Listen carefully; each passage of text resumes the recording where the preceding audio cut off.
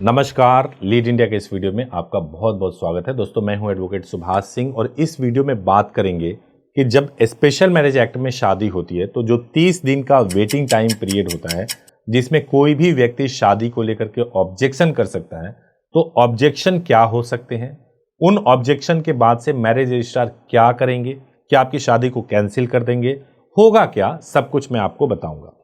देखिए, जब कभी भी आपको शादी करनी होती है तो आप स्पेशल मैरिज एक्ट में अगर आप मैरिज कर रहे हैं जहां इंटर रिलीजन मैरिज हो, दो धर्मों के व्यक्ति शादी कर रहे हो, तो उस केस में स्पेशल मैरिज एक्ट में शादी करनी होती है।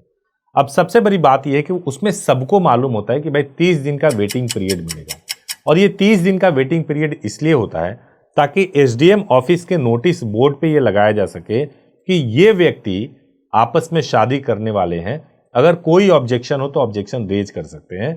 कई बार पेरेंट्स को भी नोटिस भेजा जाता है, इसलिए भेजा जाता है ताकि आपको कोई ऑब्जेक्शन हो तो आप ऑब्जेक्शन रेज कर सकते हैं। तो सबसे पहला चीज ये है कि ऑब्जेक्शन क्या रेज किया जा सकता है। क्या ये ऑब्जेक्शन रेज किया जा सकता है कि देखो जी, ये तो गलत लड़के से शादी हो रही है, गलत लड़की से शादी हो रही है, हम इस शादी के लिए सहमत ही नहीं है।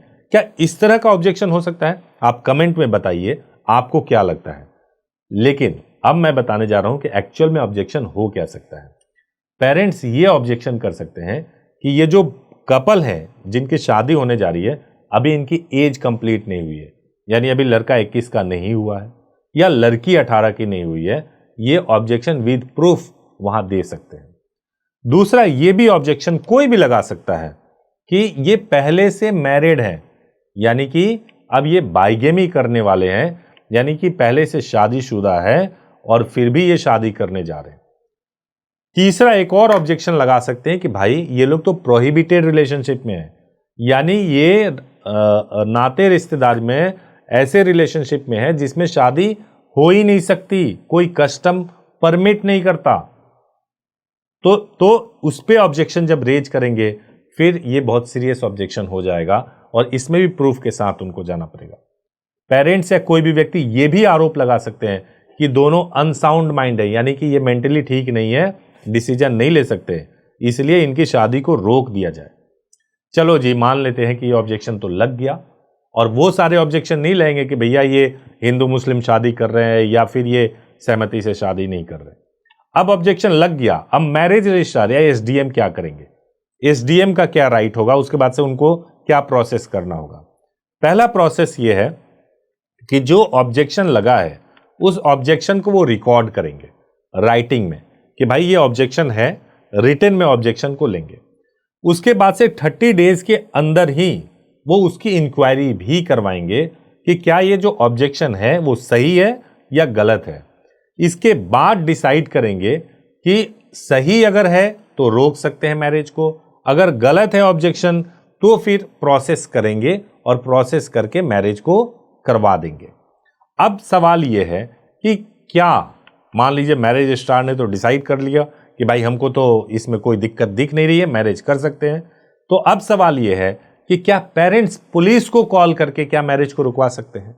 तो आंसर है नो, क्योंकि पुलिस अथॉरिटी को कोई राइट नहीं है, लॉफुल राइट नहीं कि अगर कोई भी एडल्ट मैरिज कर रहे हो तो आप उस मैरिज को रुकवा दें, अनटिल एंड अनलेस अगर कोई उनके खिलाफ कॉग्निजेबल ऑफेंस ना रजिस्टर्ड हो कि भाई इसने तो किडनैप करके लेकर के आया है, लड़की अनसाउंड माइंड है, लड़की के खिलाफ लड़की को किडनैप करके लाएगी, इसका कोई कंसेंट ही नहीं है। अगर इस तरह का सिचुएशन होगा तो पुलिस आपको जरूर रोक सकती है, अदरवाइज पुलिस आपको बिल्कुल नहीं रोकेगी। अगर लड़की ने आपके फेवर में स्टेटमेंट दिया है तो पुलिस आपके मैरिज को रोक ही नहीं सकती है, चाहे कितना भी पावर कोई लगा ले। अब आता है नेक्स्ट कि आपके राइट्स क्या हैं। जैसे आर्टिकल 21 है, right to life and personal liberty, ये आपको अधिकार देता है कि आप अपनी पसंद के लड़की को चूज कर सकते हैं और उसके साथ शादी कर सकते हैं। वैसे ही संविधान आपको आर्टिकल 19 के तहत भी अधिकार देता है कि आपके पास ये राइट है कि आप पूरा, आपको एक्सप्रेशन, आपको मूवमेंट, आप कहीं भी जा सकते हैं, कहीं से भी शादी कर सकते हैं, कोई उस पर रोक नहीं लगा सकता। तो अब एंड में मैं आपको बताऊंगा कि इसीलिए आपको यह अधिकार है कि आप पेरेंट्स की सहमति के बगैर भी आप शादी कर सकते हैं। और बार बार मैंने कई वीडियो में बताया था कि आप एक बार अगर आपको केस लॉज कोई पुलिस वाला मांग ले तो आप Lata Singh versus state of UP के बारे में बताइएगा, आप सफीन जहां वाले केस के बारे में बताइएगा। ये आपके फंडामेंटल राइट है। एक नया केस भी बता देता हूं मैं आपको, एस खुशबू, ये केस ऐसा है, एस खुशबू वर्सेस कन्नीमल, ये 2010 का केस है और बहुत इंपॉर्टेंट है, कोर्ट मैरिज पर ही केस है। आप इसके बारे में भी बता सकते हैं। उम्मीद है कि इस वीडियो से आपको क्लैरिटी मिली होगी। अगर वीडियो अच्छा लगा है तो जरूर इसको लाइक कीजिए, चैनल को सब्सक्राइब कीजिए। Thank you so much for watching this video. Thank you so much.